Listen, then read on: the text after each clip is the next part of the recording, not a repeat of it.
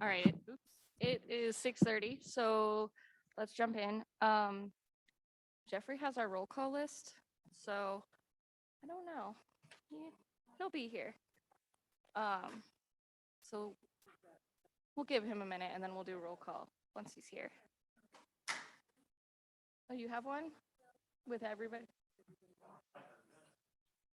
Do it?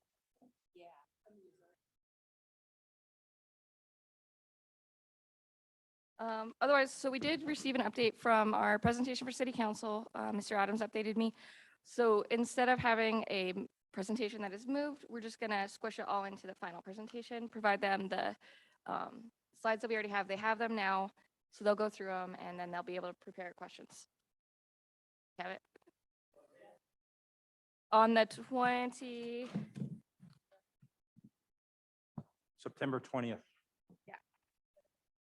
this will work. Okay. Commissioner Barrett. Here. Black. Drake is not here. She will be back. Michelle. Or Hildred. Oh, you're here. Sorry. Me, I'm here. Shoal. No. Swigger. Thompson joined PCAP, so he's not with us anymore. Vic. And Ward. Awesome. And Bullard. Oh yeah, sorry, because you were an alternate at the time of this. Yeah. And Drace. Sorry. I read. So we have 9. We're good. Right? And maybe Jonna will jump on with us. Okay. Do we have any public comments? Anyone online? Thank you, Chair Mayor. Users, if you would like to speak during public comment, please press *9 on your phone or choose the raise your hand feature.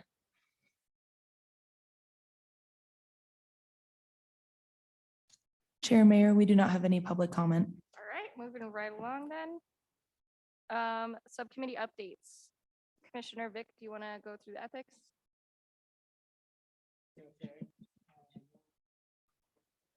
Commissioner Vic, we'll use your. Voice. Sorry. Been playing email tag with Commissioner Scholl. Commissioner Barrett and I have exchanged a couple emails. She's got some really good ideas that are kind of lined up with mine. So we are probably going to make a discussion of maybe just the 2 of us and move on so we get with something down for our last meeting. That would be my recommendation since Commissioner Scholl seems to be busy with summer, family, that kind of stuff. So that's probably where I'm going to go with that. You okay with that?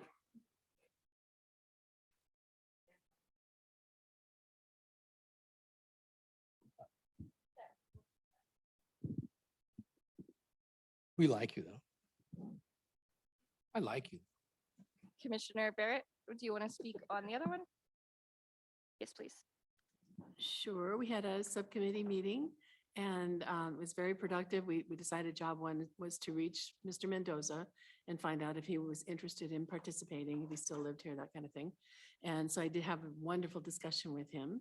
He is on board with the idea, absolutely. He's thrilled to have an opportunity to speak to the fact that no matter how scared you are, no matter who says you shouldn't do something, if it's the right thing to do, you should do it. And he's really looking forward to having that opportunity.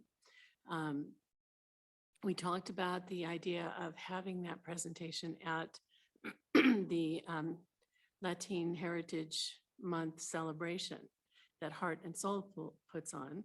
It would be a safe space to give that award to Mr. Mendoza and invite press and LPD and city council members to attend in that space. We've reached out to Heart and Soul, and Catherine Bullard talked with Lynn Adame, and she seems on board, but not specifically. And then Tara spoke with Caitlin, and Caitlin is going to ask the board about it to see if that would be an appropriate, their agenda is pretty tight, and so we would need some time to be able to do that. We also talked about the type of award rather than having a little plaque with his name on it that probably gets thrown in a box someday. we thought about maybe a statue. So I stopped off at the Muse Coffee Shop where Jane D. Decker's husband runs the place. She created this statue. It's called Trust. And it's a man and a woman holding hands to the point and stretching back to the point where if either of them let go, they would both fall. And my idea would be to have Mr. Mendoza's name on here and then courage, integrity, compassion engraved in there. I was told by, we can start this way. I was told by her husband, so this is not the artist, her husband, that he thought we could get that for about $400. And I left her a message and asked, and it's already created. It's too late to try to create something by September 18th. So I sent her a message asking her if that would be about the right price. And I'll let you know what I hear back from her. But it's just an exquisite little piece and I think it's perfect, but would like to hear your comments about it too. And how big is the statue? Stands about this tall on the mount. I mean, I like the idea of a statue because it's something that you could display in your house and be proud of. Like a plaque is kind of like something that would just go in your office, but that's pretty cool. That's where we are right now, waiting for Heart and Soul and anything that the city has to say. I mean, I know Steve has some information. We might want to ask City Manager Adams for his thoughts. So thank you for all your work you did on this. I enjoyed all that and learning that you've been able to talk to him and that he's willing to do that. The only thing that shifted since the last time was the discussions I've had with City Council about either the 6th of September, which is what we talked about last time, or the 20th of September, at the City Council chamber on TV. So if it's now shifted to something else, that's, and I guess it's the Trust Commission that then would give the award or something. Well, It's not in a city. Our thought that would be that Sarah would present the award, and then if LPD had a member who wanted to speak and City Council wanted a member to speak to recognize the commendation, to recognize his service that day, that would be wonderful. And what, I missed the September 8th. September 18th, I believe, is the Heart and Soul Latin Heritage Month celebration. Do I have that right? It's at Foot So, Lagoon, right here. yeah, and that's, so when I spoke to Caitlin, she needs to take it to the board because the library is part of that celebration as well. And I think there's another entity. I can't remember which one. And then also, but she said if we couldn't fit in, because she was like, they're kind of minute to minute on that. They have several different things going on the whole month of September since it's Latin Heritage Month. And so she's going to talk to the board and see kind of what their ideas are and if they could wiggle and make space for that at that celebration, that would be great. And she'll get back to us after talking to the board. Yes, Mr. Adams? I'm trying not to flinch at $400. That's more than we've normally provided for awards, but I'll work on that part of it. I'll work on that. And I understand that, the thought is that he was one of our first subjects of the first meeting of this commission. His courage that day it was exemplary, and is the opportunity to restore trust in this community is amazing with this particular presentation. Not only because of the community that we're reaching out to, but because of the combined holding hands, kumbaya of the Trust Commission, the LPD, and the City Council coming together saying this was an exemplary citizen act. And I would think it would be worth its weight in gold to restore trust. May I ask real quick what the usual budget is or what your normal cap is the week? Since it's a new award, there's no budget. We just set the bar higher. That's all. No problem. Good. Thank you for all that work. I think that's fantastic that Jane D. Decker would make that statue. I mean, she exemplifies and represents Loveland herself, and that she would be willing to do that. I think that's just awesome. And however we can get that accomplished, that'd be a very good thing. One question. City manager, so when can the CDC expect an approval or from your office for that sculpture?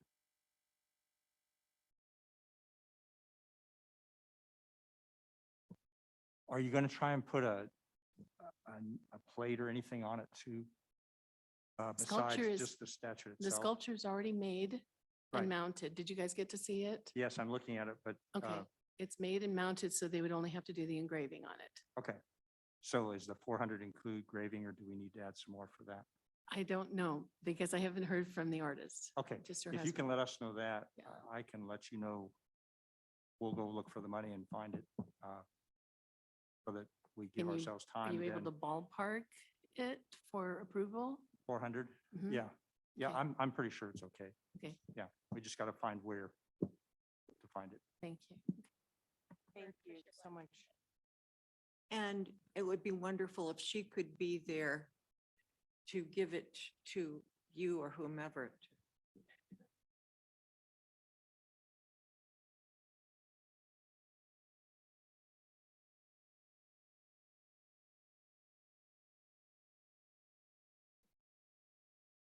I skipped a step real quick, guys. Can we get a motion to approve the minutes from last week? Are there any changes from last week? Second. All in favor? I, Any opposed? Awesome. Okay. Now we're done. Cool. Anything else about the award or anything? just a quick question. Yes. The Heart and Soul people, I mean, you've explained fully what that was all about. And their answer was, we're really busy, we'll try.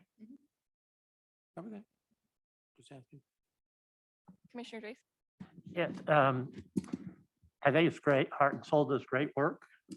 It's great. Their Heritage Month. I think giving the award at one of their events, it'll get lost. It happens at strange times during the day. Not many people have been in attendance recently. I think it'd be more important that it happen in front of council where more people can see it. I'm sure the TV audience is a lot greater than a few people at the Foot Lagoon out on the stage talking, people wouldn't be paying attention. So I would suggest we think about putting it back at council. Thank you. Just to clarify, we were going to invite the press there as well. And I could see the press doing a nice story about it. Whereas having another presentation at council is watched by, I don't know how many people watch that compared to how many people read the Reporter Herald. But just a thought. I'm sure press is at council too.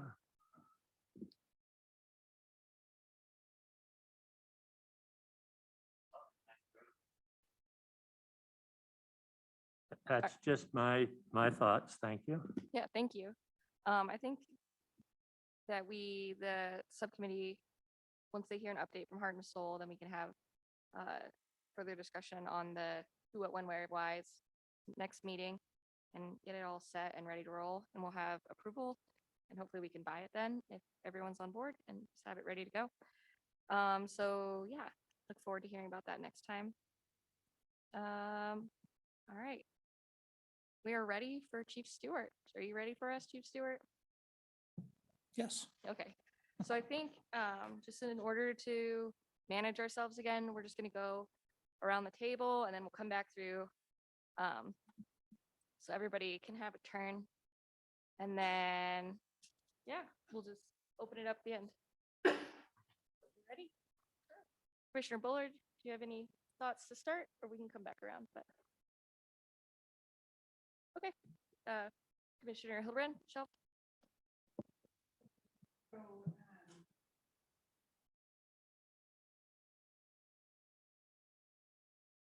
Yeah, go for it. Just do one and then, yeah, we'll do one each and then we'll come back around because somebody might have the same one. So. So, my first, so this is a little bit off. I just was wondering where the joking and nonchalant attitude of the officers may be addressed. Was that addressed in any of these implementation plans? Are you talking about from Hop and Jalali? Or what are you? Well, from the department, but I think in the video, it was Hop and Jalali and then at least one or two other officers in the video that we saw. But I also have personal experience where I know that I complained directly to the chief about the exact same attitude. And so, and I know it's just something that the community has experienced in different ways. And so I just was wondering if that was addressed in any of the implementation plans. Not that I'm aware of. It's not, okay. I will tell you, on a case-by-case basis, if officers' behavior is rude or discourteous, then certainly we expect citizens to raise those issues and then we address them. Obviously the officers know that they shouldn't be rude and condescending. They should be respectful, and that's our expectation of the officers. So if they're out of line, and we're aware of it or brought it to our attention, then we address it. Okay, so, yeah, because it just seemed like such an extreme behavior, and it wasn't really it seemed like they were comfortable behaving in that way on camera. And in my thing, they came into my place of work while I was still in my wheelchair and neck brace and everything, and joked about my accident. And I called the chief, and he mentioned that I had had a brain injury and probably couldn't remember things correctly. And the officer I complained about was I think a month later promoted to lieutenant, and he chaired one of the 5 groups. And so it seems to me that maybe that might be a broader issue than, anyways, that was one of the most disturbing parts of the whole interaction for me. And so I just was hoping it had been addressed somewhere in the implementation. Well, I will tell you, any of that behavior is not acceptable. So for any officer to do any of that, regardless. So again, I don't know the circumstances behind your discussion with the chief or the officer. I'm not even aware of that, but it's not appropriate. Okay. And then I had also written a letter to the department, and because I participated in the community engagement group, Okay. and there were several sergeants in our group, so I gave them each a letter that kind of spelled out my experience and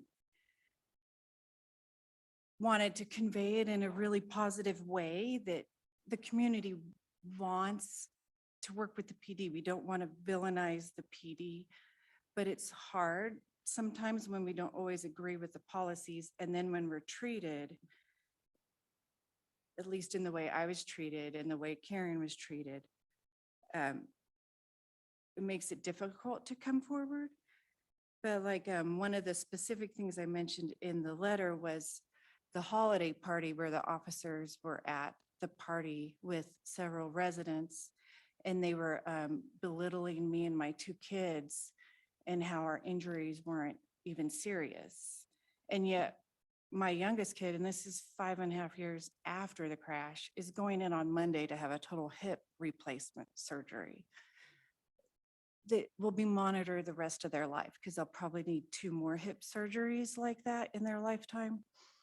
So, and I received 0 responses to that letter. And it just is a concern of mine. And I'm kind of sad that it's not being addressed in any of the implementation groups, and that the one officer I complained about was in charge of one of those groups. So that was my question. I just wanted to know if that had been addressed in there at all. Thank you. Thanks so much for coming back. I think my first question isn't about the implementation plan. I'm wondering, you heard us speak about the Ray Mendoza Award from the CDC.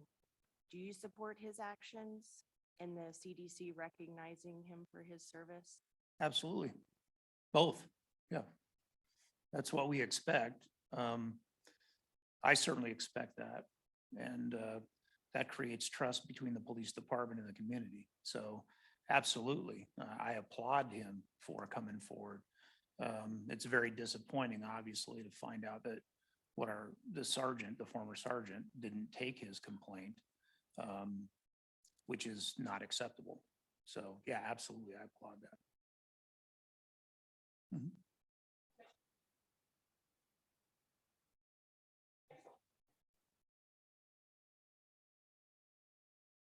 Good night, man. In reading through this, one of the things that was in here that I didn't see or is ongoing or isn't completed was the in-depth workload study. Has that started yet? No, And are we just waiting for someone to do that, or what's the holdup? yes, we're gonna have to hire an outside consulting company. We don't have anybody that has the time or the expertise to do something like that. So that was gonna be one of the requests The line moving forward. budget to- item? To get funding, yes. Copy that. Good.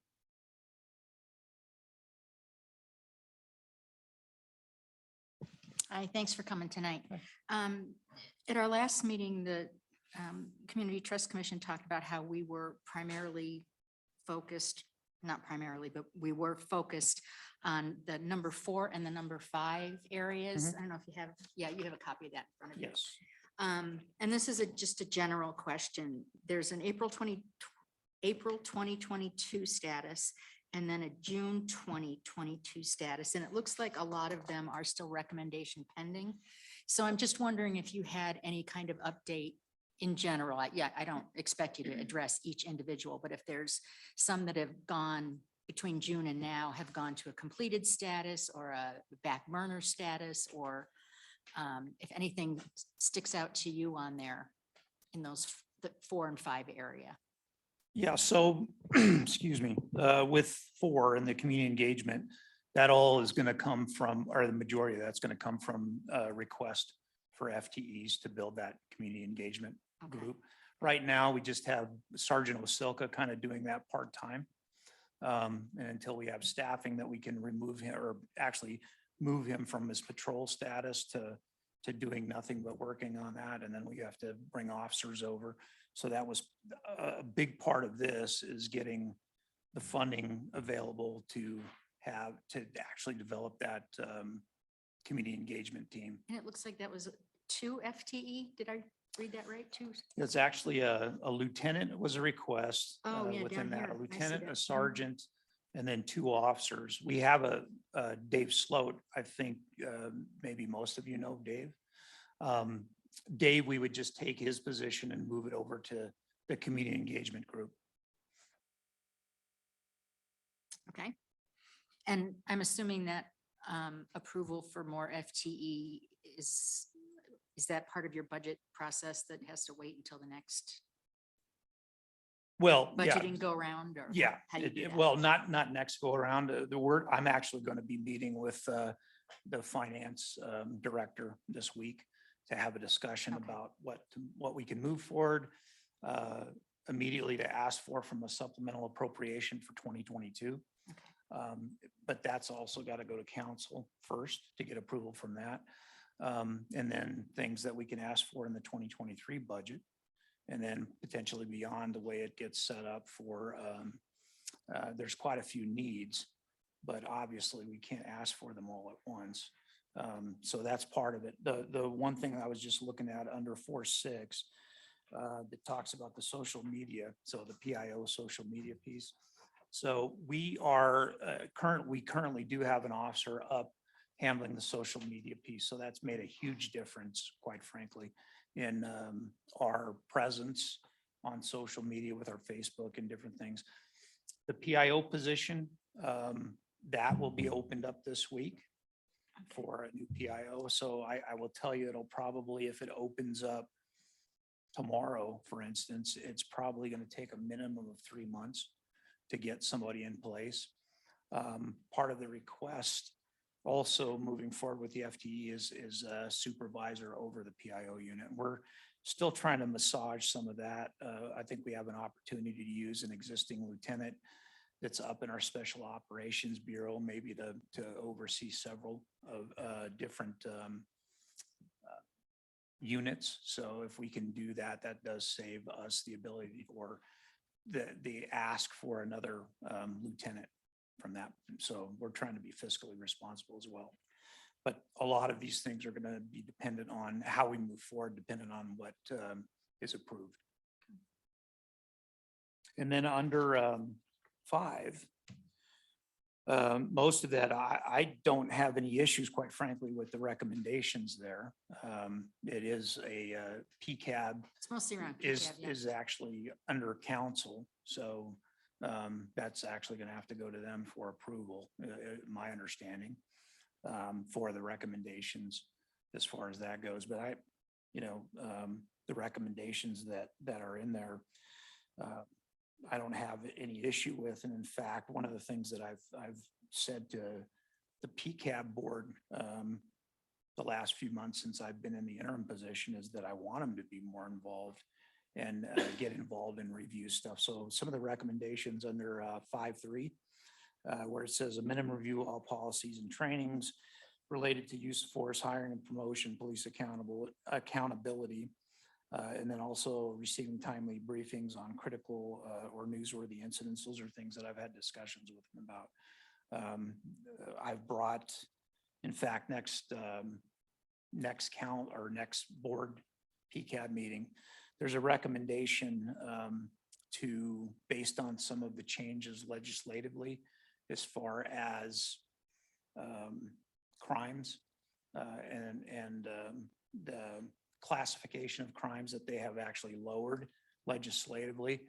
There's a discussion to actually update ordinances for the city that would help us enforce those laws from a municipal standpoint, which there's some benefits to that. So that's one thing I'll be bringing forward to them at the next board meeting. So I'm really an advocate for getting them more involved in the process. And then I guess one of the last things or one of the things in here that talked about was the oversight. And that again is going to be something that we'll have to put a committee together to really study it and study nationally what other organizations do, and then figure out what's going to be best for Loveland and the citizens to employ some kind of a citizen oversight. Okay, thank you. Mhm. Thank you for coming very much. I am thrilled to hear you say that you support a lot of what was going on in Section 5. I was part of that work group, and the work group consisted largely of PCAB members and LPD members who were at first very satisfied with the status quo.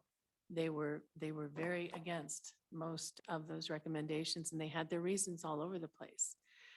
It wasn't until Assistant Chief Lori Scott came in and said, now, wait a minute, we can do some of this stuff, all of it, in fact, and she was very supportive of it as well. I think that you and she come from a perspective of wanting to help your officers, whereas, the status quo doesn't.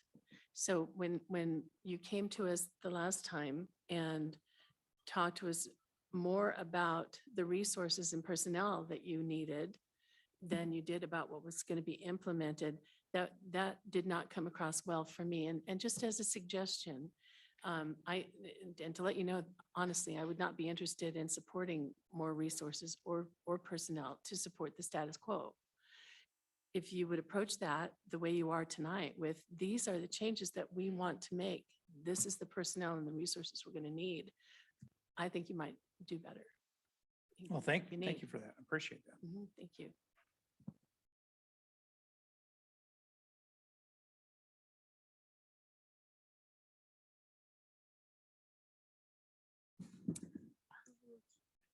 And again, thank you for coming.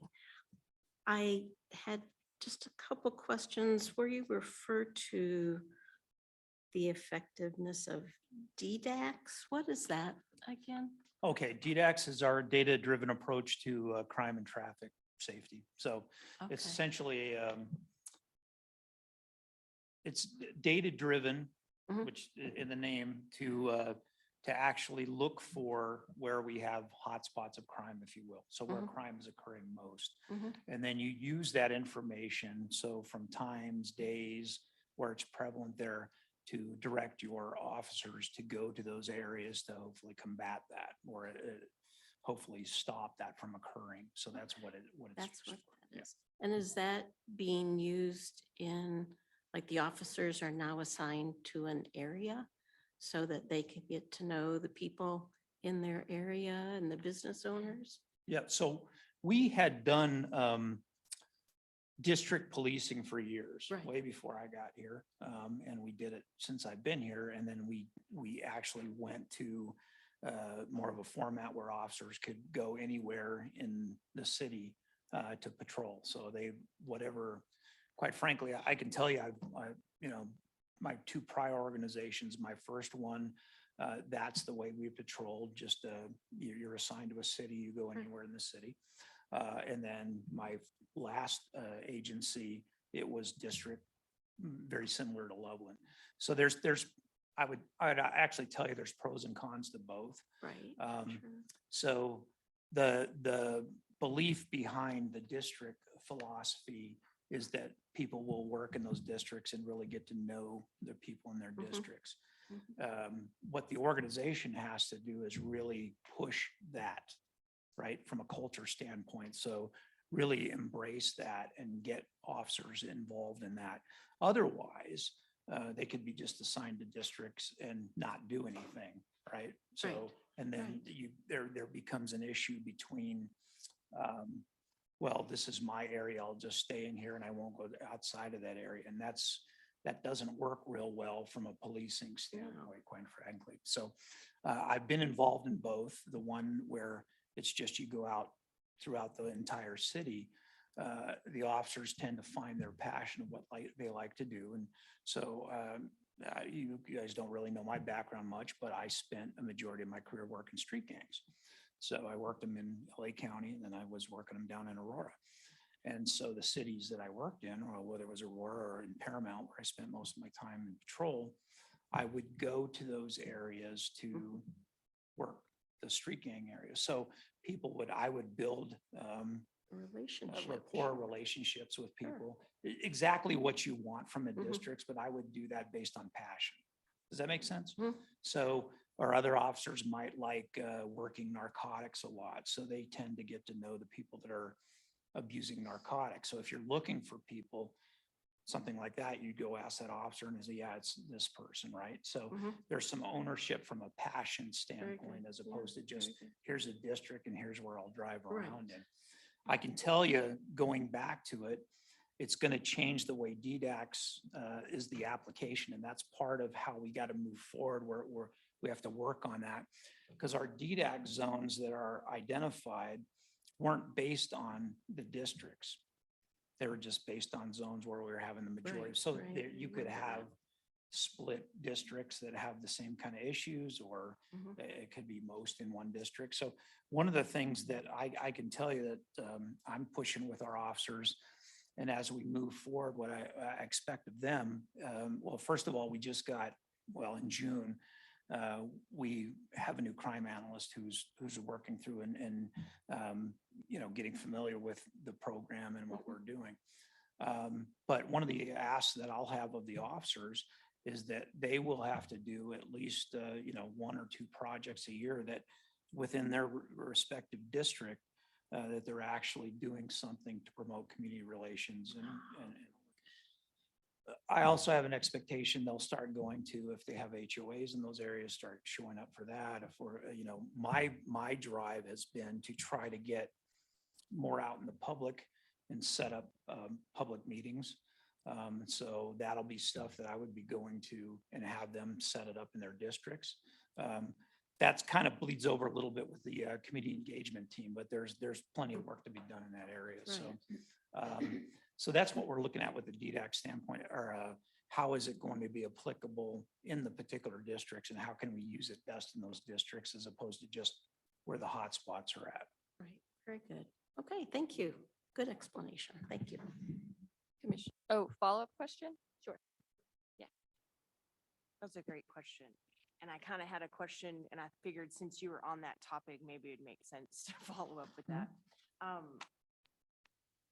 So that DDAC strategy, something the Jensen Hughes report talked about was incorporating the community to come up with a community policing strategy for the high crime areas. And so I'm wondering, how are your officers engaging with the community around them to come up with those two projects, a real bona fide community policing effort for that? So my direction will be that they actually maybe go to HOAs or go to, community meetings or host them, whether I set them up through Dave Sloat. We're working with Nicole Yost, the PIO for the city, to set up more. And then we're going to ask those questions. So that's part of it, is to try to get that and find out what the community wants. So we did that at the Edge just a few weeks back, and didn't get a lot of information as far as what they were looking for, other than some of the stuff got directed towards the housing authority, because it was more actually geared towards some things that probably quality of life things, and that we can't really fix for them. It's more of a housing authority standpoint. But that's what we want to try to move forward to, and really get the department embedded, not just talking about it, but actually get embedded in the culture of the organization, that you're actually doing community policing. I mean, you think about Pelian's principles from the 1800s, and one of the things that he talked about was the police are the public and the public are the police. I butchered that, but that's essentially what he's saying. And that's what we're trying to get to. So if we're building trust with the community, then we're going to build legitimacy with the community, which means that they will actually give us the opportunity to enforce the law, and they'll be part of that. So that's what we're looking for. Commissioner Draith? Yes, thank you. General comment over the whole thing is, I looked through this. The Jensen Hughes report came out on January 5th. And we're now almost the end of August. And we're still talking about recommendations. This looks like a lot of nice work and pretty, but when you read it, it's nothing. Go through here, this is a recommendation. The note says, oh, this group recommended, and it will be. By now, we should be not just will be incorporating, we should have incorporations happening. So I think that it's just too open-ended. We don't know what any of this is going to be implemented, because it just says recommended the implementation. It's ongoing. It doesn't say anything. And as far as the public, the people I talk to out in the community, they don't even have a clue about the fact that anybody's working on an implementation plan. They know about the past Jensen Hughes. The city commissioned a study by Jensen Hughes, paid a lot of money for it. And I don't see city council doing anything to back up the money that they put out for this. They're gone. We've got this pretty chart, and I just don't think that any of this goes quite far enough to recommend it. Thank you.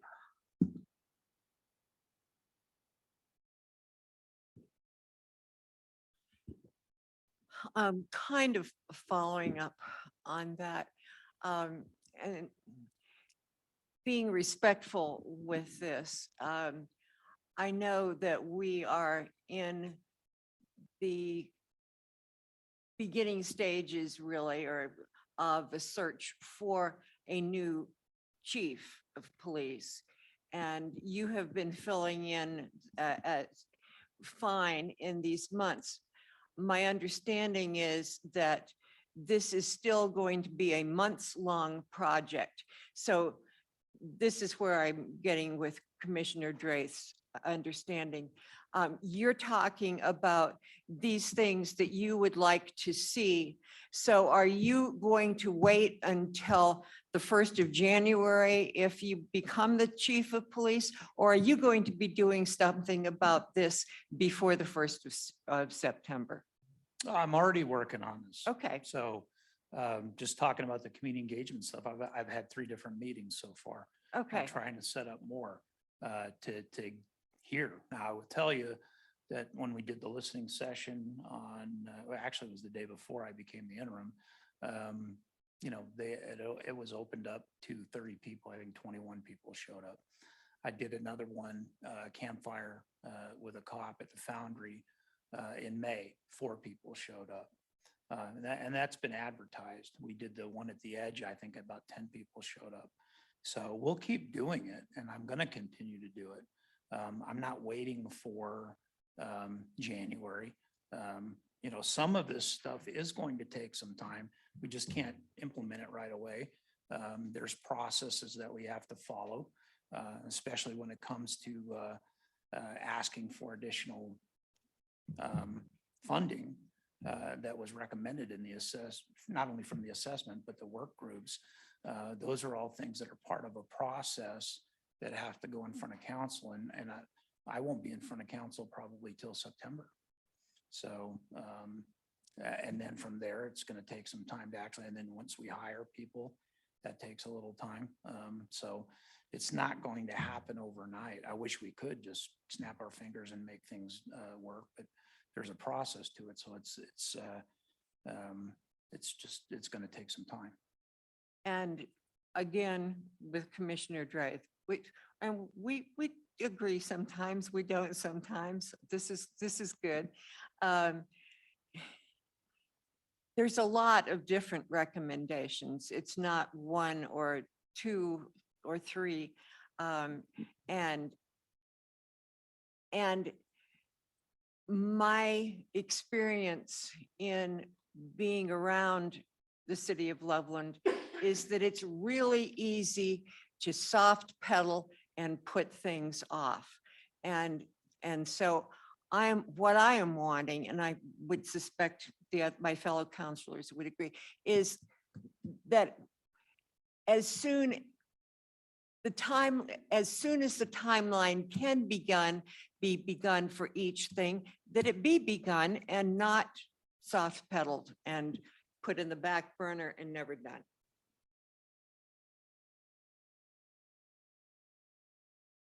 Okay. So I'll just kind of a follow-up to them.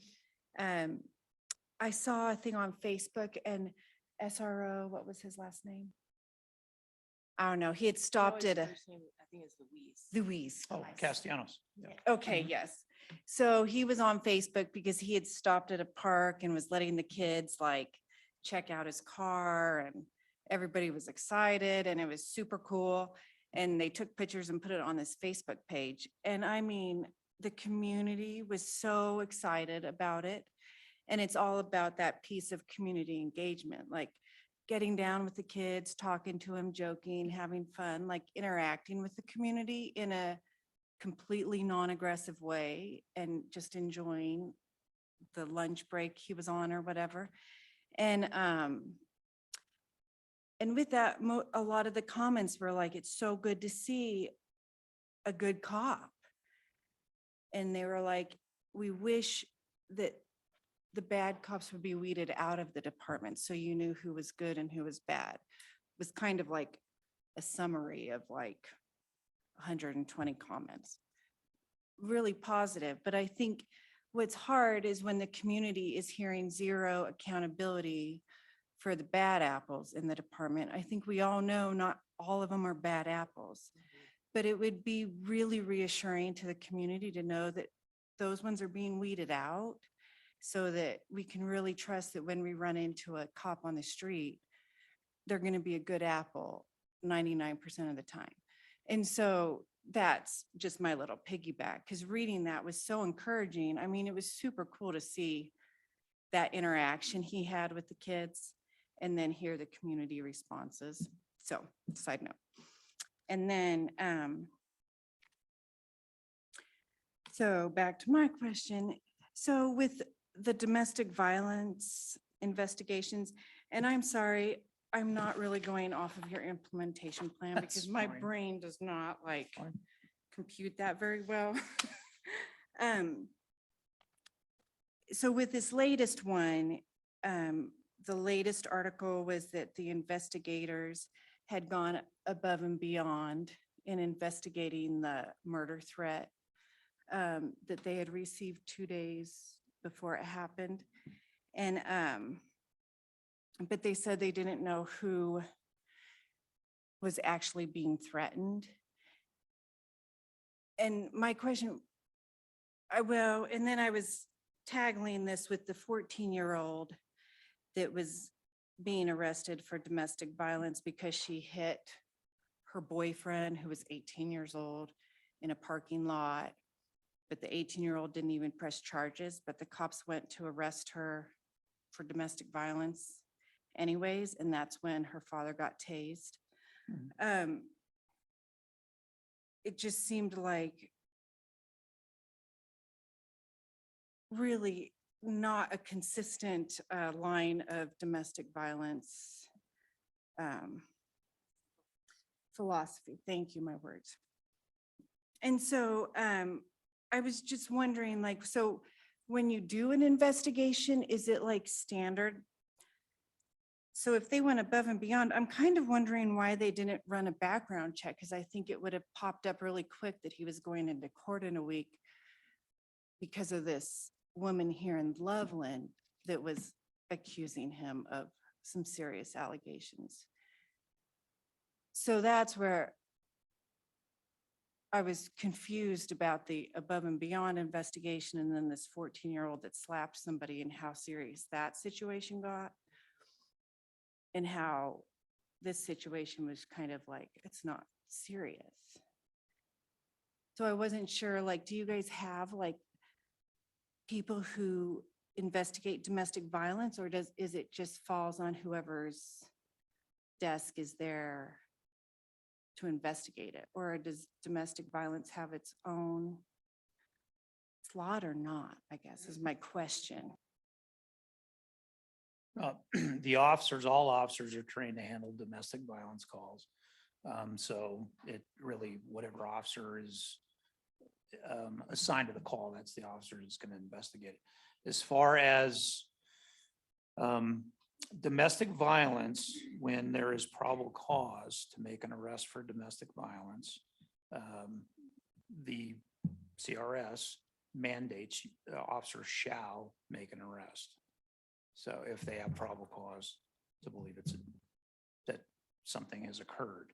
So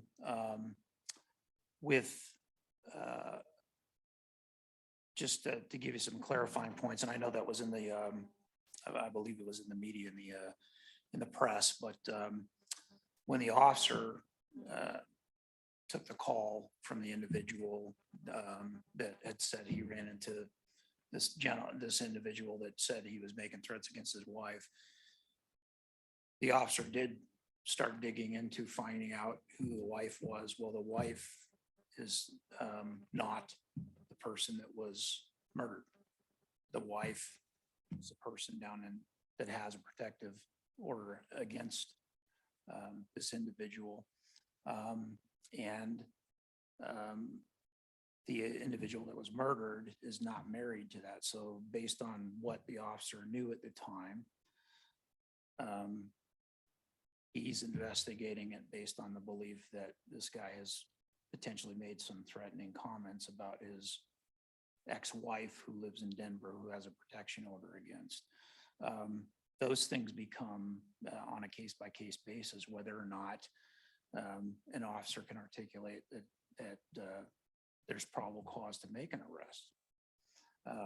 If it fell under, it wouldn't fall under harassment. If it fell under criminal threats, that often, it didn't appear, if you look at actually the criminal code, that there was, based on what the officer knew, and this guy's statement that just says, oh, I want to kill my wife. And then I get it, there's a concern about, well, are you going to take this guy's word for it, for instance? But if you don't have anything else and it becomes he said versus he said, and you're looking at not this person up here, but the wife down there, the officer believed that he didn't have probable cause to make an arrest. So again, if we don't have probable cause, we can't make an arrest. And just so you know, even if there was, gave rise to a probable cause, that's a class 1 misdemeanor. And the officer wasn't with the individual either. The officer had made, was talking to this guy on the phone. So just some points of clarification with that.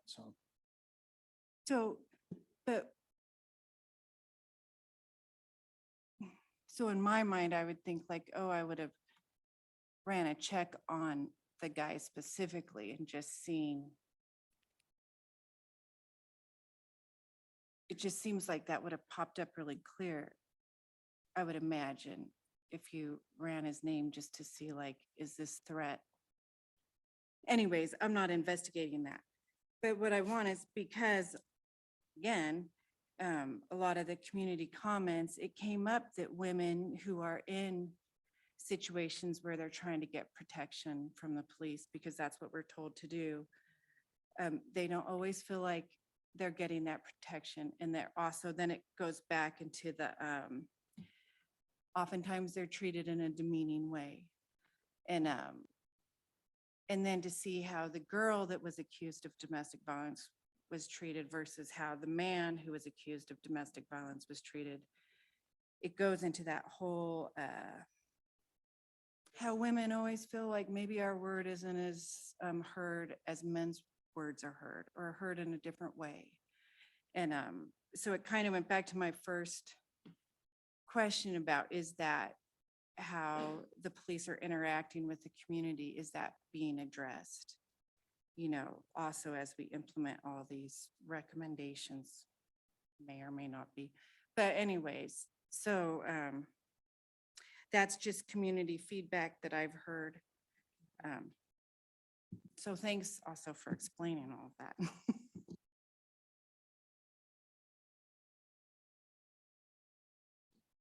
I have a question regarding 2.2 on the implementation Okay. plan. And it talks about the added a de-escalation segment. And I did look at that. It wasn't a standalone policy like was recommended by Judson and Hughes. But there was a section that was added to under de-escalation in that policy. And I'm just wondering how that was rolled out to officers reflecting the significance of that. Well, I will tell you this, we've been talking about de-escalation with officers for several years, well before this came out. So that's part of our training anyway. Part of our training, anytime we're doing our self-defense classes or any of the other things that we go, we're always talking about de-escalation. It is now part of the policy, but I will tell you that wording, we've stressed de-escalation since I've been here. So I, it has been stressed to the officers. So the incidences where de-escalation wasn't used, or 6 seconds went by and it wasn't used, those are just not common? I'm not sure what you mean. Or Well, what? Karen Gardner, the 19-year-old, it was 6 seconds before he was shot. I'm just saying, obviously, even though that's been spoken about and there has been some training, it's not always used. And so Well- I'm wondering, and then I've also heard from community members that specifically LPD officers are unwilling to learn more de-escalation strategies and training from people who actually do de-escalation training. I disagree with those people. I can tell you that our officers are very open to learning de-escalation. Again, we talk about it all the time now. People make mistakes, people do things criminally. Obviously, the two that you're referring to with Ms. Garner have ultimately gone to court. They're no longer police officers. One's been doing 5 years DOC now, and the other one's doing some county time. We try to do the best that we can do from a hiring standpoint to hire people with character and competence that won't do those things. But no matter what you do and how good you think your backgrounds are and everything else, sometimes people that do things that they shouldn't do. And if they do, then we try to address them. That's something that gets critiqued on every use of force as to whether or not there could have been some other things done. So even internally, even if the use of force is determined to be reasonable and appropriate and justified, there are oftentimes discussions with individuals about things that they could have done maybe differently to avoid that, to avoid actually using force, even though the force was reasonable and appropriate. So I don't agree with whoever is telling you that the department's not receptive or the officers aren't receptive to learning more de-escalation. I don't think any officer wants to go through that scrutiny. So they try to do the best job that they can. Sometimes you have people that either make mistakes or do stuff willingly, and hopefully we catch those people and weed them out, as to your point. That would be the goal. I have two things. First, have you sat down with the officers with this and had like a meeting where they could give recommendations as well? I've met with the FOP. Okay. So, and the FOP meets obviously with I think, if I recall correctly, I think everybody except one person on the department is a member of the FOP. Okay. So, Cool. Mhm. And then I was going to refer a question to, I think it fits in 4.4, but I'm not sure totally. So it says, create mechanisms to reward and measure the performance of officers and command staff for their work in the community. I had an officer that I spoke to who mentioned that previous to Jensen and Hughes, there was a policy that on a regular basis, their statistics were brought up in meetings and then kind of could be shamed or could be praised, either way. But that felt very demoralizing to them.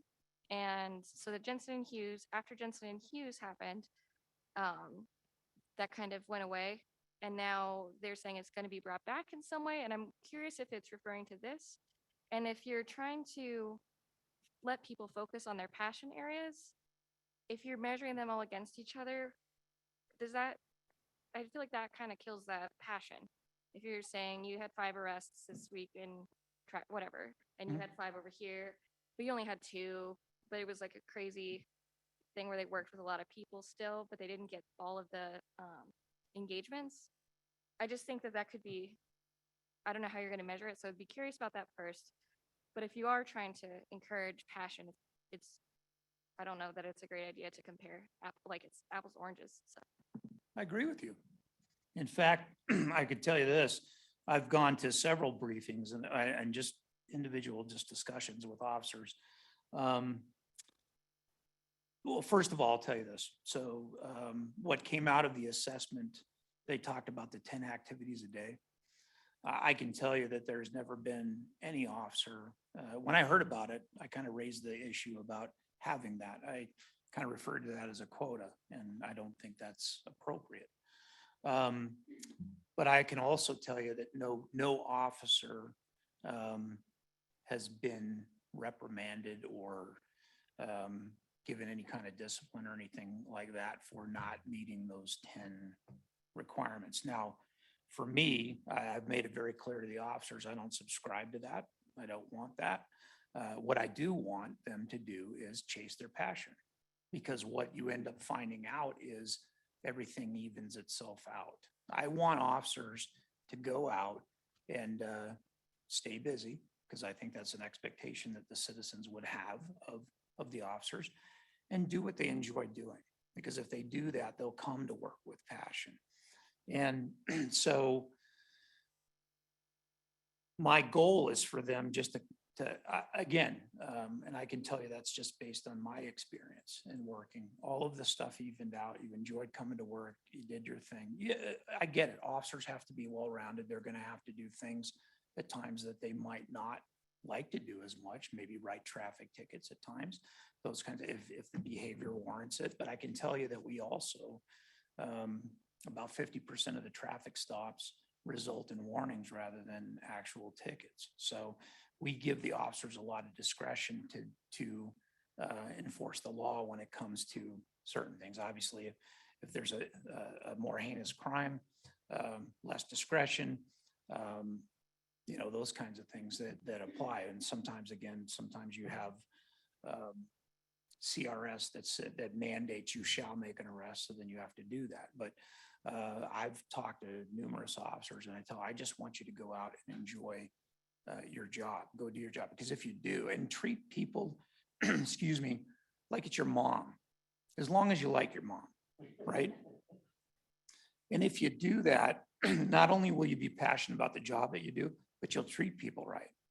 Are all of your other command staff on the same page as you? Because I got the feeling from the conversation I had that this person felt judged and felt like sometimes that they needed to have more priority calls, and so they weren't able to maybe do some of the other calls that they were passionate about. They needed to be the primary person on that whatever, and they didn't want to be there to back up their other officers because they wouldn't get a mark that day. Well, again, that's something that nobody that I'm aware of has ever been disciplined for or talked to about. I can tell you that's what I've been preaching, is not doing that and chasing your passion and doing what you like to do, and getting out there and treating people right. So that's been the message that I've given to everybody. So I hope it's being accepted, right? And if I hear it's not, then that's something I'm going to have to address. But I can tell you I've gone to several different patrol staffings, and just, again, I pretty much try to get down and walk around a few times, if not more, days per week that I'm there, and just go talk to the officers and tell them that. So, part of that is just changing that mindset that if there was filters coming down that were saying, no, you need to do this in this way, well, I'm trying to break those things, right? So, because again, it comes down to if you all know, I mean, if you're happy going to work, how much more productive are you going to be, right? And it's bad enough, especially lately, just in law enforcement in general. I'm not talking about Loveland, just law enforcement in general. And unfortunately, the view that, and officers get a little bit like they're down, right? So what can we do, or what can I do, quite frankly, to help create that environment where they're happy coming to work and be productive and do the right thing, right? So, that's been my message to the officers, and it'll continue to be my message to the officers. And if I hear that still something else is being implemented differently than what I'm saying, then I'll be having discussions with people about that. So thank you for that. And I love what you're saying. But what I'm hearing is that you don't agree with what you consider to be quotas, that you're not aware of any officer being disciplined for not meeting a requirement. But is, just yes or no, is there a daily requirement? Is Or there a weekly, a data requirement? or an engagement Oh. requirement for officers? And can you explain that, what that is, if there is? I'm telling you that's what it was. I've been telling them we're not going by that. But it's still in place. Well, I would tell you it's not in place because I'm telling people we're not going by that. So, does Was that it make written- sense? Is it written in a policy somewhere? No, Okay, no, that was some there's- unwritten thing that There's came no up. written And quite requirement. frankly, I heard about it earlier this year. And I immediately went to the chief at the time and said, this is not a good idea to do that, if this is what we're doing.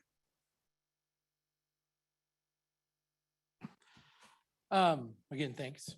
Appreciate, I feel the heat just like all your officers right now, right? I put in 70 hours of overtime this last pay period. So I know you're short. We're short. Everybody in emergency services is short. So diving through this and looking at through because it's being a captain, right? We have to go through all that. There is a lot of promotion paths in here. So my question is, one of the things that Jensen Hughes for some reason doesn't address, didn't talk about, how many patrol officers are you short? Because you can't promote unless you fill your patrol, right? Correct. So if you only have, let's say you're slotted for 10 in the day, 5 at swings and 10 at night. So red and blue side, so 50 patrol officers, I'm just throwing out numbers. We can't promote or do any of this stuff until you fill those patrols, and that's not even a recommendation in here. So how many would it take to fill before the promotion process is started? Okay, great question. So couple things. We are today. So the good news is today we did some more interviews. So we did interviews on Friday all day and then half the day today, based on as long as everybody makes it through, right, the backgrounds and all that, we will be staffed. We will be back up to 115. Now, having said that, we have 7 people right now, I believe it's 7, that are in training. So they're still a few months off from actually being on their own. And these other people that we're hiring, 5 of them will be going to the academy in January. One of them is a lateral that we'll be bringing on earlier than that. So we're still, that's just to get us back up to staffing levels. So overall staffing levels. Now, when it comes down to patrol, there's really a need for a staffing study, but again, that's something that would have to come down. But Workload study, right? yeah, but my understanding, what I was told, was there was a staffing study done in 2016. And back then they said we needed about 150 total. Okay, that's just not patrol. Now, talking with some of the lieutenants over the last couple of weeks about recommendations, which I'll tell you, we updated some of this and got rid of a few things from the last time. This just occurred a week or so ago. The recommendation is we're supposed to be, if we're fully staffed from a patrol standpoint, we're supposed to be at 52. The recommendation from the lieutenants is essentially based off of what they're going from that 2016, which you're talking is 6 years old at this point, is to get to 60 for patrol. So just to get back up to staffing levels, then we need an additional 8 for patrol. Now, there's some other units that certainly could be using staffing. We have a street crimes unit that has 2 people in it. And over the years, it's just been kind of an ad hoc supervisor kind of overseeing them. So it just kind of moves around. Sometimes a patrol officer will pick it up. Sometimes investigations has done it. Right now, our task force sergeant is actually oversees our 2 street crimes people, but is not even in the same building. So one of the recommendations that I have, and of course it didn't come out of this is my recommendation, quite frankly, is to beef that unit up. They are an integral part of a lot of the work that gets done. So if you guys are familiar with just what it was a month or so ago, where there were actually, Kathy, I think you were actually at council when 10 of the citizens came, it's probably 2 months ago, to complain about a couple of houses that were having problems. Well, I immediately went and talked to those. I found out that they were actually working that, but there's just 2 people trying to do surveillance and all that. So I gave them some direction on what to get done. And ultimately within about a week and a half, 2 weeks, They had already been working on a warrant prior to me talking about it. They ended up getting a warrant for 2 houses.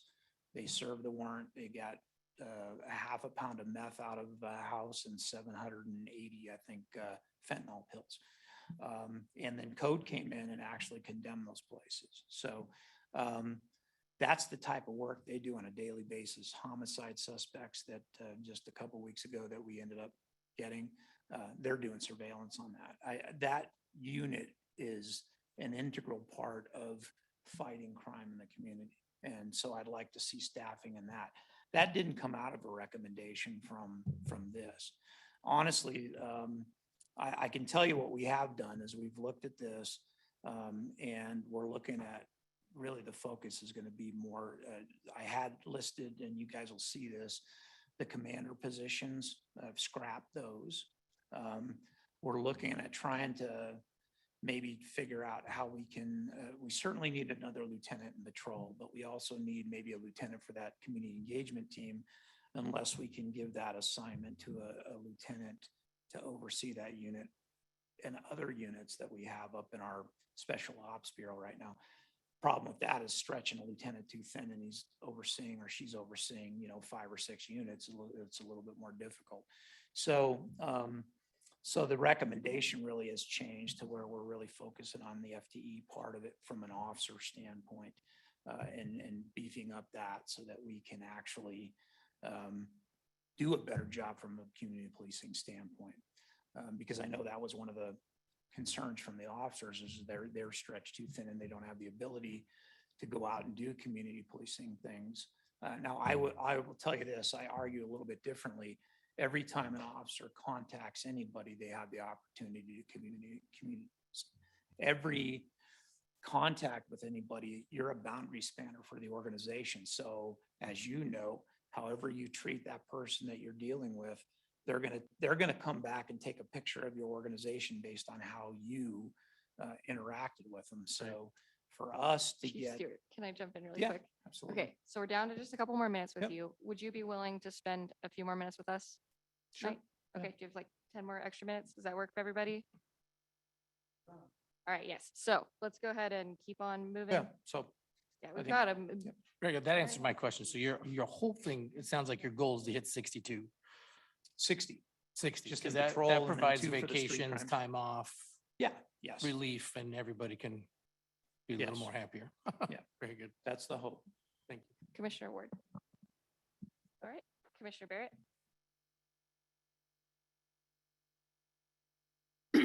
Thank you. On the very first recommendation, it talks about the mission statement that we have, and the decision was made to defer that to the next chief of police. That is on your signature, your email signature, that mission statement. Mhm. So can I take by that that statement would stand if you were selected as the chief of police? No, not necessarily. Do you understand the objection to it? Yes, I do. Can you? From some. Yeah, can- absolutely. Can you articulate your understanding of the objection? That it could be offensive to some people, the fighting, all of it. I mean, the fighting crime, that can be offensive to people, the survival, is it a us against them mentality? So no, I definitely understand for some that is going to be offensive to people.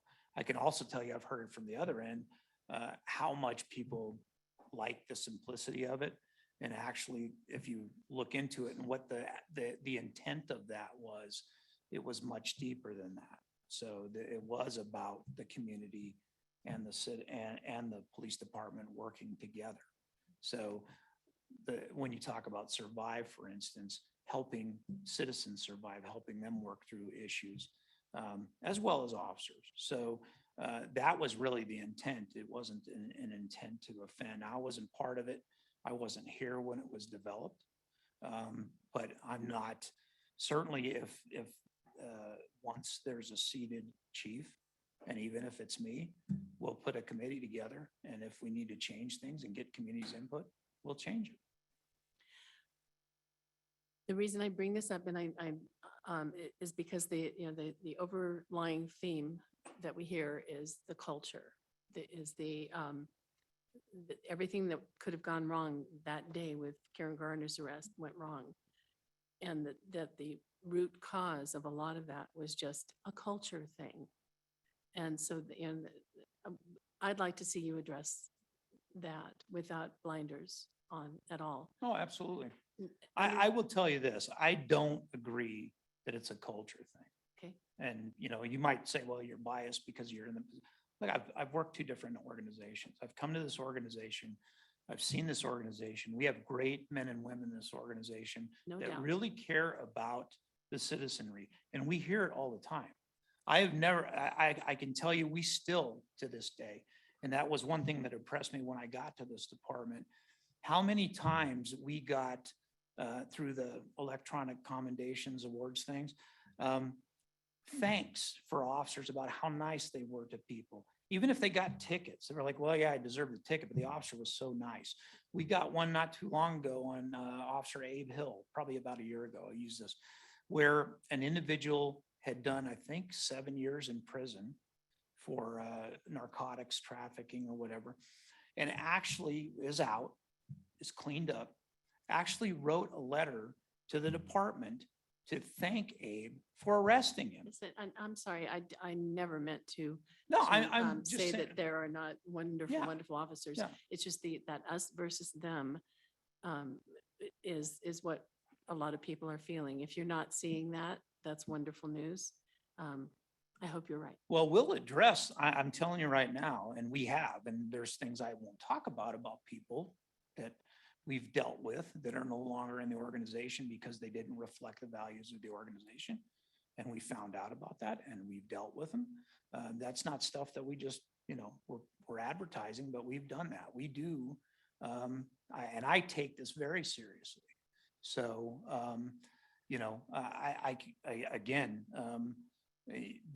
I mentioned this last week, or the last time I was here. What those 2 officers did was wholly inappropriate. And it does not,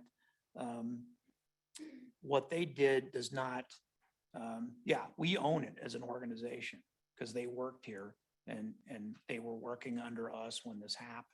But I can tell you, the organization, that is not the culture of the organization.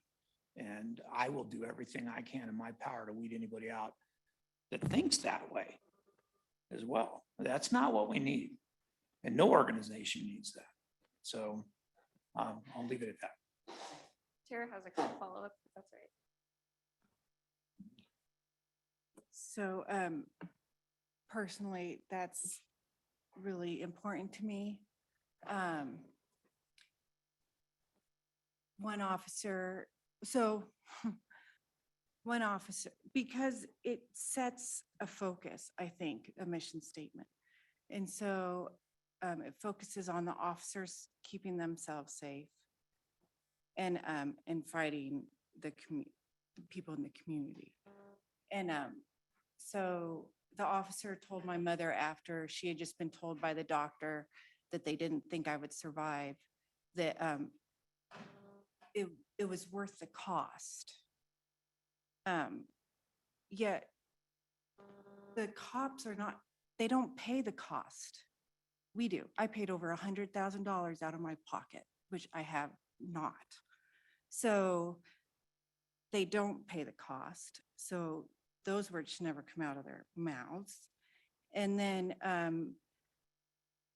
this was the sheriff department guy, and he was had the opportunity to do one of the maneuvers that they're learned in training to do, but he didn't feel like he would be safe if he did it. So he chose not to do it.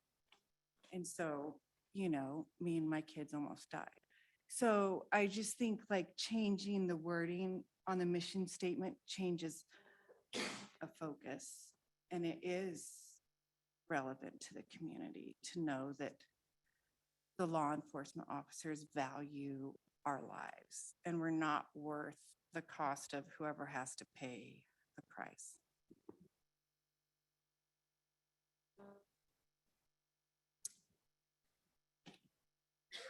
I had a question regarding, and maybe it's in here and I just didn't see it. I am concerned about the mental health of the officers.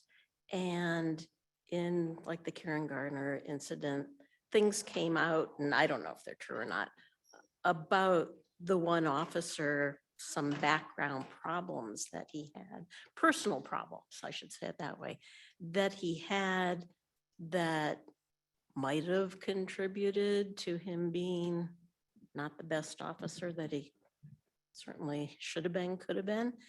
And I wondered if there is anything, a mental health evaluation that could be done on an ongoing basis. Maybe that's being too personal with officers, but just to maybe catch things before they are reflected negatively in the job. And also, and I've said this before, that the police officers look out for each other. And if they see somebody struggling, that they can recommend, you know, you need to go talk to so-and-so, or you need to maybe get some help in this area, and they're not be condemned. Condemned. Yes, by anyone else, especially the higher ups, for doing that. Yeah, I can tell you that this agency, we have a robust peer support group. And the officers are not afraid to have those discussions with people if they see it, recommend, whether it's peer support, come and talk to them, or recommend them to go see Dr. T, Teresa Richards, who is the psychologist that has an office up in and works full time, dealing with the fire department, LFRA, and the police department. She does check-ins with the officers as well. I can tell you, just when they're on training, every cycle they have to go see Dr. T to have discussions with them. You know, there's a job suitability assessment, essentially, you know, to check for maybe potential tendencies that's done as part of the hiring process. But there's an ongoing support for for officers in the organization. And I've seen it more than once. I've seen it's pretty regular that if somebody feels like somebody's maybe not doing well, they'll seek out a peer support and say, hey, you might want to go talk to that person, or they'll reach out to Dr. T and have that discussion with them. Or with her. So, you know, the organization, I can tell you, does a great job, and it's way different. I've been in law enforcement 37 years. When I first got started, it was like nobody brought that up. You didn't talk about that at all. That's changed tremendously, but we still have a lot of work to do. I mean, if you look around the country at the suicide rate for officers, it's through the roof. And so, you know, I can tell you this organization is really works hard at trying to help the officers with the mental health side of things. So, yeah, they do a good job. Very good, thank you. Commissioner Drake? Yeah, I just, actually, I believe that, you know, all law enforcement are basically good. I believe, especially Loveland Police Department, that they're doing a very good job. However, when one proves they are not good, upper management needs to take appropriate action fast and certain, which did not happen in the Karen Gardner case. There were breakdowns all along the way. It happened, it wasn't known, we've been through all of that. It's kind of we're in kind of a interim position right now. We lost, well, I'm not going to say lost. We are without some of the personnel that was responsible for this Karen Gardner situation. Your acting chief, I know you're trying very hard. We'll soon have you or another chief on, and it'll be, time will tell how this department and the city works through this and moves on from here. Thank you. Okay, so we've used up our time on the agenda, so let me direct a question to Mr. Adams and Chief Stewart. Can we have you back again so we can keep going, or would you like us to write questions, or would you like to stick around today? You can send me questions and I can respond to them if that's. Mr. Adams? Yeah, thank you. In anticipation of the fact that we might go over our allotted amount of time, I've checked with the chief. There's two options here because we have a meeting on the 29th, special meeting. Does the getting responses back in writing is one thing. If you find it useful to have the dialogue, then that is, to me, a better way to go, if that's what you want. If you just want answers to questions, then they could be submitted to us and we could get them responses back to you. If you want to have more dialogue with the police chief, then we would be open to another discussion with you.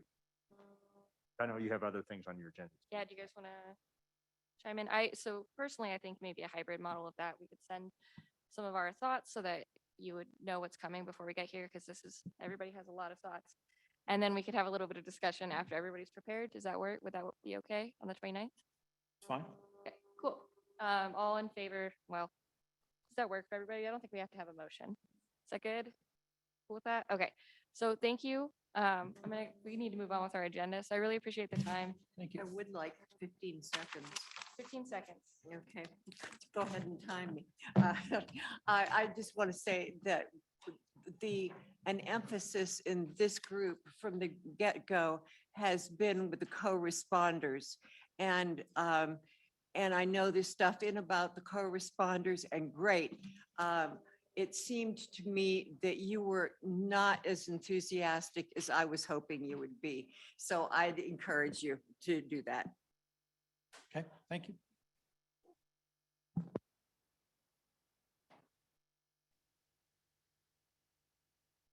Okay, so we need to discuss how we want to do recommendations for city council for our final recommendations. We had a list of, what was the total number? Almost 100 plus than what came from the survey, plus a bunch of stuff. So we're just gonna go through these like 100, and then I will be sending out a more squished list of the ones from condensed, thank you, of the survey results, because there are a lot of themes that were the same, and then there was a lot of just, I don't know what. So we'll get through it. I'll get that out this week so we can discuss it on the 29th. So our top picks, Jeffrey was lovely and sent these out to me earlier. So number 7, the Code of Ethics. Recommend that the city adopt a draft of Code of Ethics. So I'm gonna just read through these and we can kind of figure out what our priorities are. Number 44, recommend that trust work continue in some manner. 51, the LPD should take accountability for the Karen Gardner incident. 52, the city should release the LPD internal affairs report against the opinion of the city attorney. 53, the LPD should publicly own the mistakes it made related to the Karen Gardner case. 54, city council should support the city manager's efforts related to the police chief hiring and include the public. 58, recommend the hiring of police chief with the following qualities: integrity, honesty, fairness, listening skills, courage, all of those. We have the list in our packet. 59, the LPD should reestablish captain positions. 60, the CTC should be involved in the police chief hiring process. 61, the LPD should increase staff capacity to conduct blue team reviews. 62, the CTC should support the city manager in the creation of the Jensen Hughes LPD assessment implementation plan. 63, there should be opportunities for community involvement and the development of the Jensen Hughes LPD assessment implementation plan. 64, the city should implement all of the Jensen Hughes recommendations. 65, the city perspective section of the Jensen Hughes LPD assessment should be addressed. 66, LPD implementation plan should include reports, community perspective section, and more specifically, bias and aggressive enforcement. 67, the city/LPD should advance the community perspective recommendations identified by Jensen and Hughes. 68, citizen authority separate from PCAB should be created. 75, the city, county, or community should fund a more robust co-responder program. And then 86, all PCAB related recommendations from Jensen and Hughes should be implemented. So those are all things that we chose and sent to Jeffrey. So yes, now let's discuss. One Yes. real quick caveat is that I don't know if you said it. Oh. Is Barrett wanted essentially the category of several Okay, under, okay, okay. there were several under them, just so you know. So I think there's a lot of themes too that kind of popped up, like PCAB is a theme.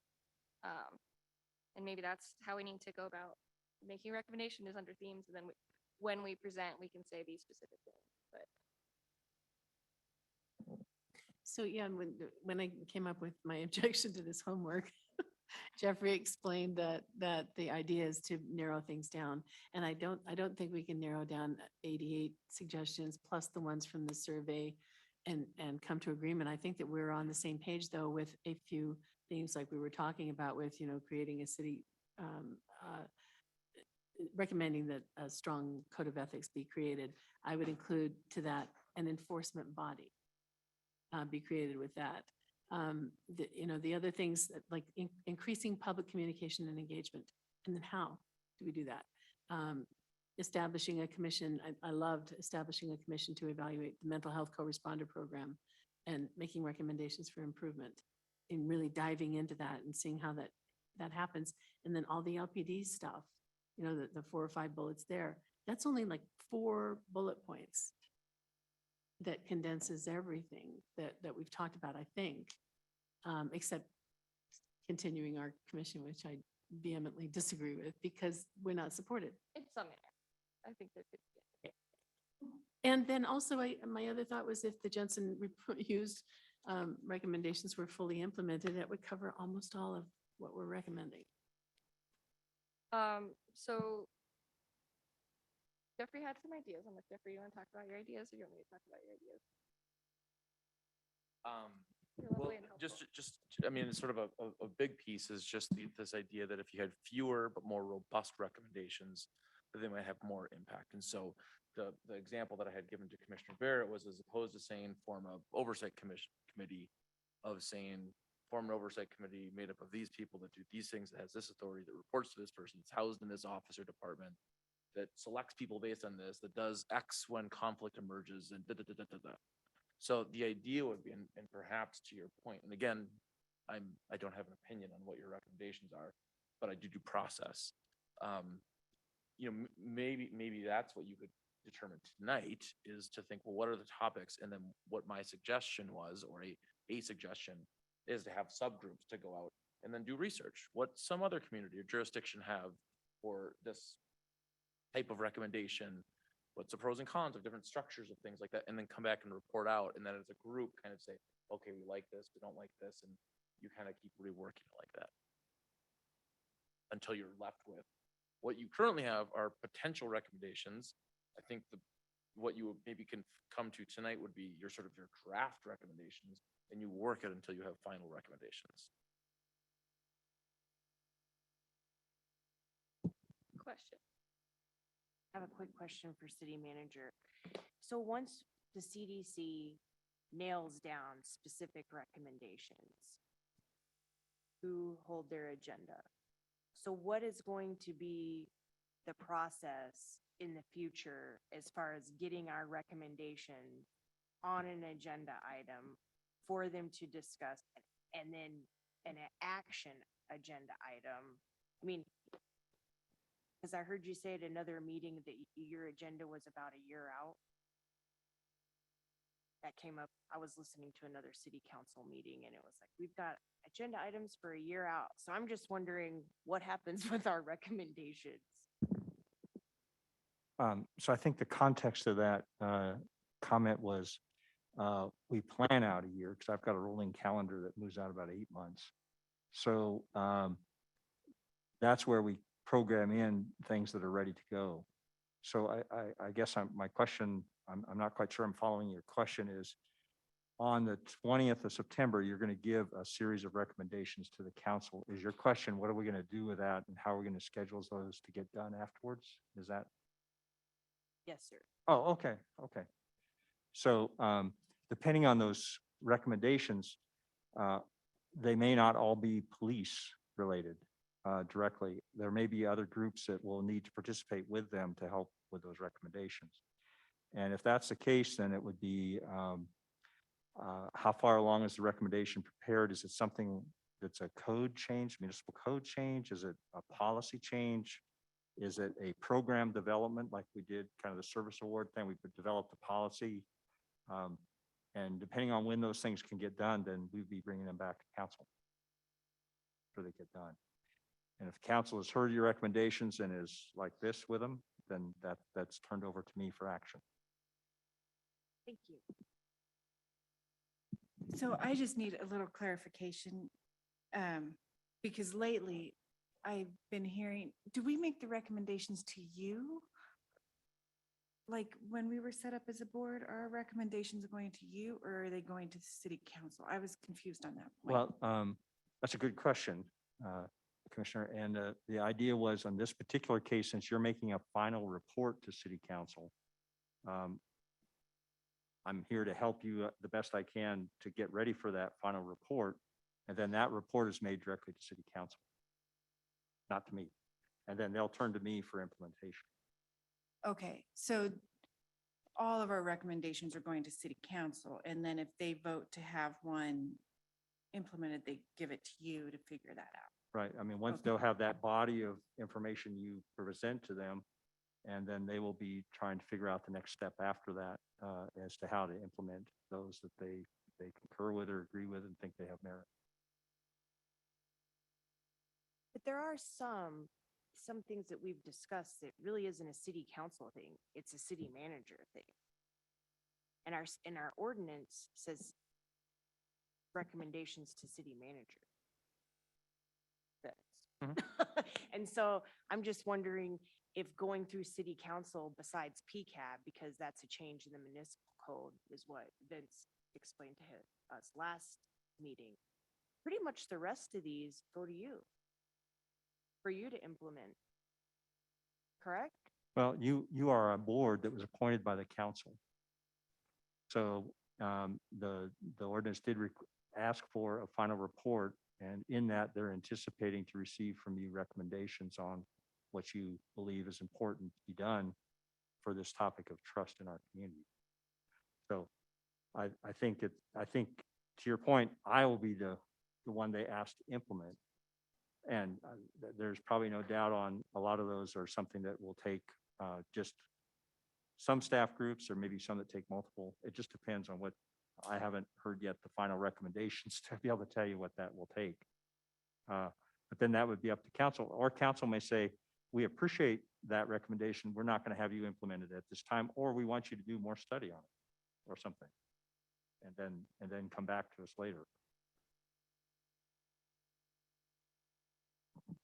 So just to kind of, this is how I've been looking at it, just to throw out this, right? So our presentation is on the 20th, correct? That Tuesday, 20th. So by Wednesday, the 14th, we have to have all our recommendations in for that packet, correct? If I understand the process.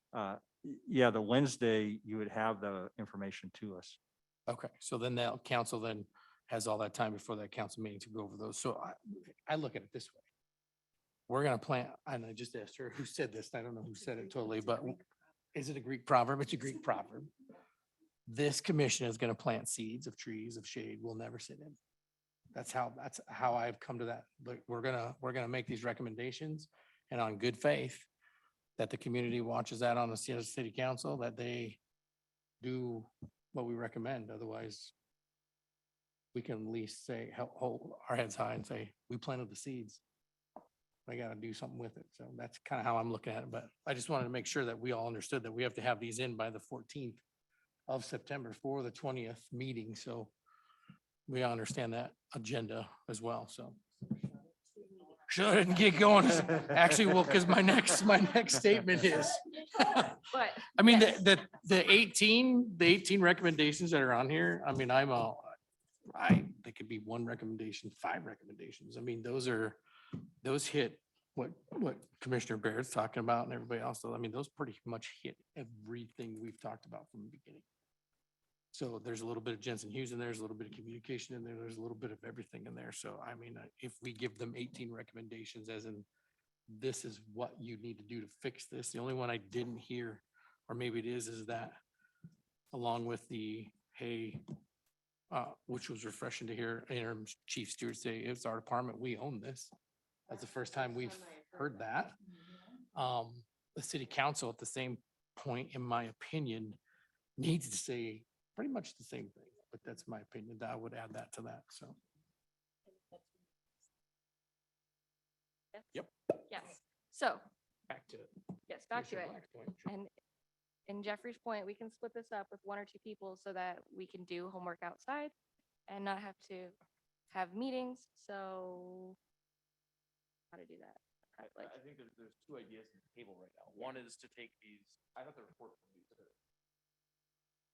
18, split it up into subcommittees and sort of work. That's one option. Second option that was just raised tonight is to say, actually, these 18 also to fall into 4 topics. quickly, what are the 4 topics so that we can, what do you think? Like, I heard code of ethics, co-responders and mental health, community engagement.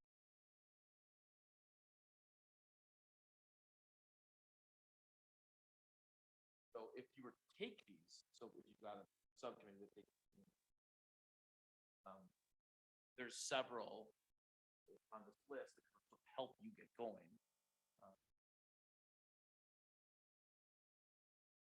Those are ones.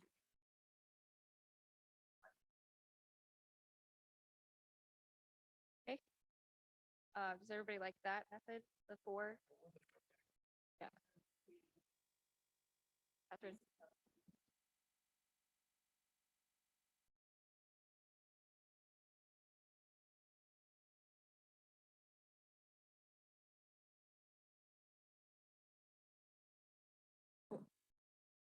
Does anybody have any discussion on that? Yes. Well, I love all of those, but, and I know he doesn't believe there's a culture issue, but I really think there is a culture issue. And part of it is that they don't see that it's a culture issue. So I think a subcommittee could be really great on maybe like, how do you change a culture that they don't even know they live in? But, and that's I my. just got a note from Patrick to make sure your one's up. And I know I'm guilty because I don't even have one. It is, I'm just so far away. So, and the communication, where would the communication fall into your 4 categories? The pub- Okay, because the, Oh, in under LPD? That these 18 fit into. okay. Because that was also, some of the officers said that the communication was within the department too. So could we incorporate it? Yeah, internal communication was huge. That was huge feedback from officers and the community. And I've not really seen much go down on that internal communication.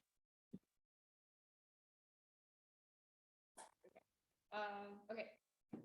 So I think we need to split these up then, if that works for everyone. What, can I make a suggestion? Yeah. Suggest away. Well, if we're everybody sitting here in agreement with these 4 topics, how about we all email Jeffrey what of the 18? Send us the 18, the 4 topics. What 18 fit in each of those? We do that? I was kind of thinking that we split it into subgroups now so that we Okay. have, All right. then they can kind of pick and choose. Yeah. Okay. Yes, Commissioner Drees, yeah. Did I miss the list of 18? That's what I read out. Oh. Yeah. I can't write that fast. I like Sorry, email, sorry. you know, so we Yeah, can we'll see them. send it. It was, Well, last time you said you'd send it out right after the meeting. It was a week later, so I just, ours- you know. Yep, we have it here, so it'll just be forwarded on. Okay, so we need, yes, please. Could you really quickly just read the numbers off? Yeah, Because they're all numbered in yep, that. yep. I'll just send it right now. Oh, I mean, you can- okay, you're gonna do Okay. it right now. Great, Cool. terrific, thank you. Then, so if we have 1 or 2 people, great, work on it. 3 people, we're gonna have a meeting. So let's try to. So yeah, code of ethics is already Vic and Barrett. Well, LPD, I PCAP told stuff. you. Who would want to tackle that? LPD, PCAP. Cool. Me, I'll do that, sure. I can do that with you if you want. What? Okay. Co-responders. I really want to be on that one. All right, well, Black definitely wants co-responders. Who else would like co-responders? Anyone? Swagger, I don't want to make a third. Wanna I make mean, a I third? got, I'll put some input into that. you could, yeah, you can put your input to them, but then they can work on it together. And then communication and engagement.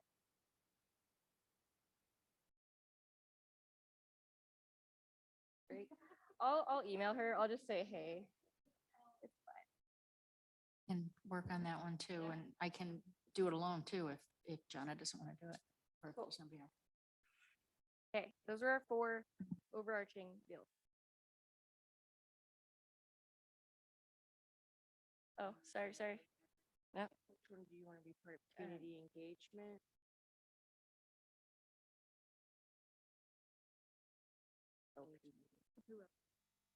well, you and Commissioner Ward will be at that then. Does that work? And then, all right, is everybody good with that? And we can like work with each other, like not with each, we can't have a meeting, but if you have thoughts, then we can figure that out. Yeah. Yes. Thank you, Madam Chair. I was just mentioning to Moses here, we don't see a problem if you have 3 people. All you have to do is let us know so we can post it. It's just, we So- only have like a few days, so that's why we were trying to Well, keep it. posting is just 24 hours in advance. That's true. So If I anybody's don't let that super duper- affect your membership, because if you really have 3 people that are solidly behind something, Yeah. You're just super let us jazzed. post it and we'll take care of the mechanics, and then you can have your meeting and not worry about it. Cool. That's okay. Be willing to work on several, I'm willing to work on the ethics or the community engagement, either one. Those would be my 2 choices to do something, so.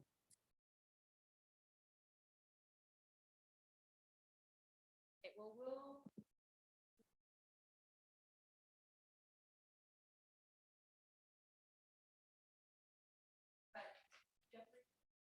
Sorry, I didn't have my mic on, sorry. Jeffrey came up with some like structure. So how should the recommendation be structured? Just things to think about, like when we make the recommendation. So under our broad topics, how is it going to be structured? Which office or department will take over the recommendation? What authority does the recommendation have? Who takes part in the recommendation? How are decisions made? How are conflicts addressed? Is there funding needed? If so, where should it come from and how much? And are there certain times when the recommendation occurs? Things like that. So we can like really go to council and say, here's what we got. Boom, boom, boom, boom, boom. They can't, like, it's just well thought out. And I just have a comment to So- that. That's a great idea. And I'm a huge proponent of having all your ducks in a row before you recommend anybody. I will say though, there's quite a few of those city council members that are very condescending. They don't think that we're experts on a damn thing. And I've got a busy life and I know everybody in this room does. And I have spent countless hours, as I'm sure everybody in this room has, on this commission to have been told that we're wasting the money on the lights. So it's great. Like if I was doing this in my professional life, I would absolutely do everything that you just recommended.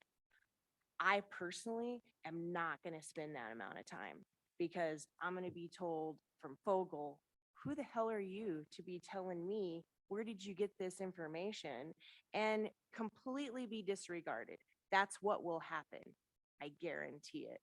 So I won't commit to that. So if you don't want me on one of these subcommittees because of that, I understand. But No, these are just the ideas. amount of time I spent going through the LPD plan, because I don't know any other citizen that's going to do that besides this group, because the other citizens don't know, to your point, Gary.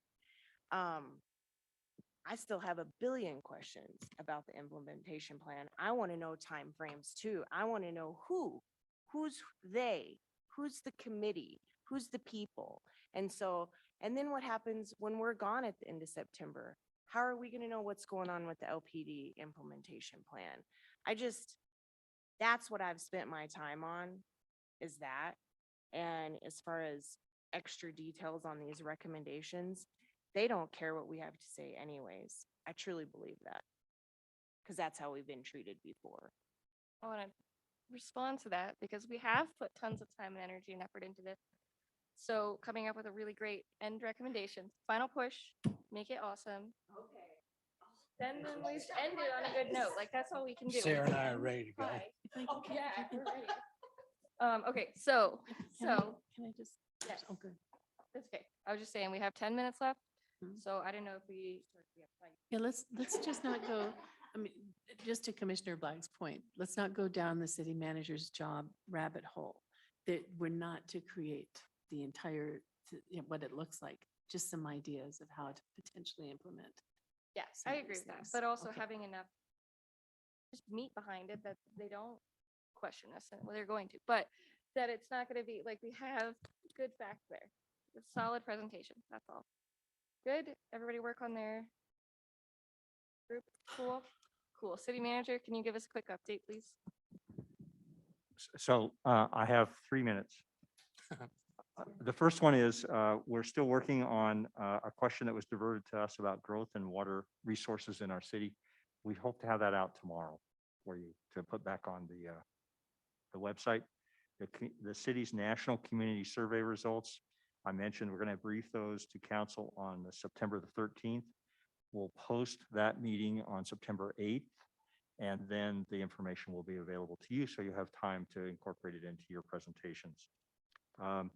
The unauthorized encampment ban, we had a presentation last week in the library. And so I wanted to mention to you, just because you're the trust commission, we reposted the council packet before 5 o'clock tonight for tomorrow morning. We're going to have a public meeting on this topic, which will be set up for Wednesday, August the 24th at the Rialto Theater. So I can hold 550 people there. And it's going to be from 5:30 to whenever. It may be a long time, but we'll have our staff again make the presentation. We've had here, and you'll see this information, and we'll send this out to you tomorrow, so you'll have it too, the packet information. We have a website that you can email in questions. We have a voicemail that you can leave a message about questions. We have our encampment hotline where we have a person from the library that's on duty, takes the call right away and takes messages. And that will allow everyone to share questions before we have our meeting. So we're looking forward to that next discussion with our community about the particular siting of the location for a temporary encampment location for what we're working on here. Then the other part of this, I think that was there. We've talked about the chief hiring implementation plan. Thank you very much for your comments. I want to talk for a minute about that. The CALIA survey is still coming up next for us. We did reach out and start our new city broadcast process. And so we will send some information out to you that lets you know about that. And I'll stop there. Unless there's questions. Sorry, Pete. The trust survey results that came out, that beautiful graphic that you guys put together that shows the community, the results of that trust survey. When will that be published and how? Is that from the trust survey Mhm. that itself? Mhm. I'll talk to Nicole. I haven't seen the information put together yet, so I'll need to talk to her about that and find out. Jeffrey, would you send him the graphic, please? And then secondly, we did receive another question from the Let's Talk Loveland website on August 3rd. about, did you all see that? About how do I get more involved with the Trust Commission? I'm deeply concerned and had some very specific concerns on here. And I don't know how we address these questions going forward with everything that's on our plate right now.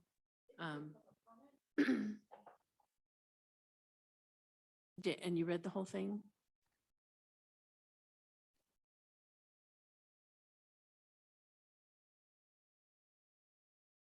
I'm just, I would hesitate answering this question with come and do public comment. But I don't know how to answer it. I'll visit with Nicole. I mean, it talks about culture and, you know, all the things that we've talked about here. And I think it would be really good to try to address some of this. But I think we need a lot of help to address it. And maybe this is something that interim chief Stewart takes on. Yeah, because they mix a couple of things.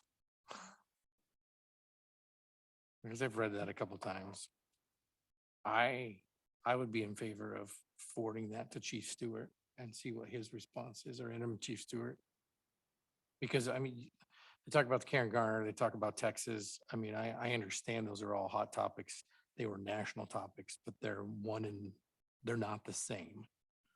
They're lots of stuff. And I mean, I have part of what I get to do here on this commission is speak my opinion. Man, I keep reiterating the fact that that sucked. It's horrible. Just like he said, for the first time ever, a chief of that department said, we own it. We're moving forward. We're going to fix it. We owned it. But at some point too, I mean, I would forward that to him. I'll just stop talking. I think we could bring that up next meeting and have a conversation about it and publish it in our packet that way. Okay, but we have 3 minutes left. So does anybody have any items for next week's agenda or next? This, yep, done. Okay, check, got it. Sarah, yes, please. We had talked about it last time, but the budget we had for the commission and how the money was spent and all that, I would just like to see how that all was. Budget questions. I have an extremely strange question, but I think it's a question that none of you would have. It's a question that I have. And it's a question I think that a lot of people in Loveland would like the answers to. And so it's something that that Steve could help with, and that is a list of the places that the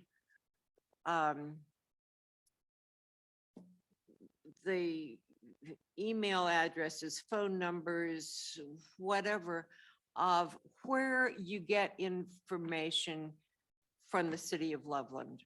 You know, Reporter Herald is doing a reasonably good job, but there's a lot of other stuff.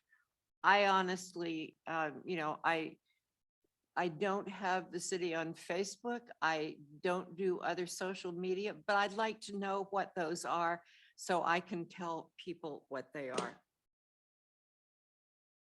Black. Last meeting, we made a motion and it was passed that the city's attorney's office would provide the CDC with written clarification on ongoing litigation. And I'm just wondering when we can expect to receive that.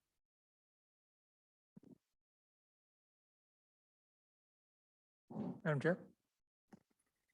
Yes, I did receive the recommendation. We are looking at it. We'll be conferring with outside counsel to determine how much information to provide. 30 seconds, quick, go.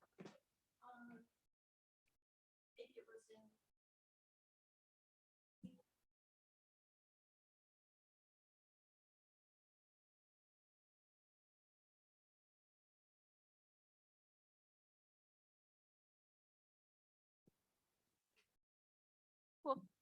All right. And meeting adjourned. Thank you. Thank you.